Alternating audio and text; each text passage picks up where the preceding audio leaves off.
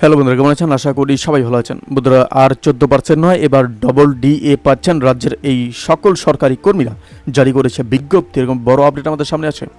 বন্ধুরা, 2024 লোকসভা নির্বাচনের শুরুর আগেই গত ফেব্রুয়ারি মাসে রাজ্যের সরকারি কর্মীদের ডিএ বৃদ্ধির সিদ্ধান্ত নিয়েছিলেন মুখ্যমন্ত্রী মমতা বন্দ্যোপাধ্যায়।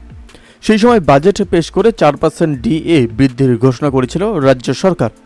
সরকারি কর্মী, পেনশনভোগী এবং শিক্ষক শিক্ষিকা সকলেই একই মে থেকে বর্ধিত হারে ডিএ অর্থাৎ মহার্ঘ ভাতা পাবেন বলেও ঘোষণা করা হয়।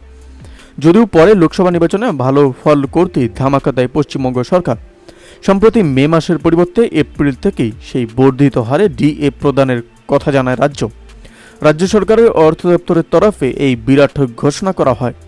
আর এবার আরও বড় সুখবর, প্রায় ডাবল মহার্ঘ ভাতা অর্থাৎ ডিএ পেতে চলেছেন রাজ্যের সরকারি কর্মচারীরা। যদিও সকল কর্মচারী এর আওতায় আসবেন না, তাহলে কারা পাবেন সুবিধা? জানিয়ে রাখি, পশ্চিমবঙ্গের শিক্ষক এবং শিক্ষাকর্মীদের জন্য এক নয়া বিজ্ঞপ্তি জারি করা হয়েছে। উচ্চশিক্ষা দপ্তরের তরফে জানানো হয়েছে যে উচ্চশিক্ষা দপ্তরের আওতায় থাকা সরকারি শিক্ষা প্রতিষ্ঠান, সরকার পোষিত শিক্ষা প্রতিষ্ঠানের শিক্ষক এবং শিক্ষাকর্মীরা এই নয়া ঘোষণার জেরে বিরাট লাভবান হবেন। আগেই রাজ্য সরকারের ঘোষণা মতে 2024 সালে এপ্রিল থেকে বর্ধিত হারে ডিএ পাবেন শিক্ষক এবং শিক্ষিকারা এবং শিক্ষাকর্মীরা।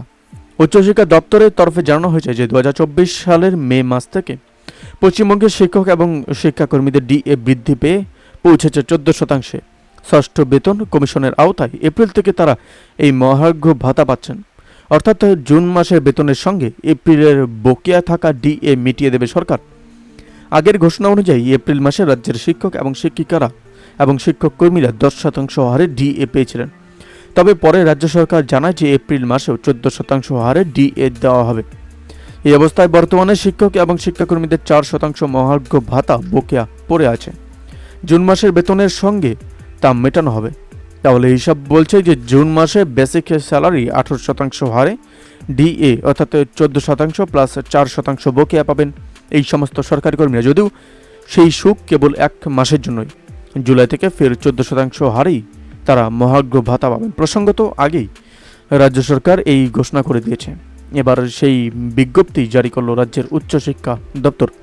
বন্ধুরা, এই আপডেট প্রসঙ্গে আপনাদের কি মতামত অবশ্যই আমাদের কমেন্ট করে জানাতে ভুলবেন না। ভালো থাকবেন, সুস্থ থাকবেন। ধন্যবাদ। দেখা হচ্ছে নতুন একটি ভিডিওতে।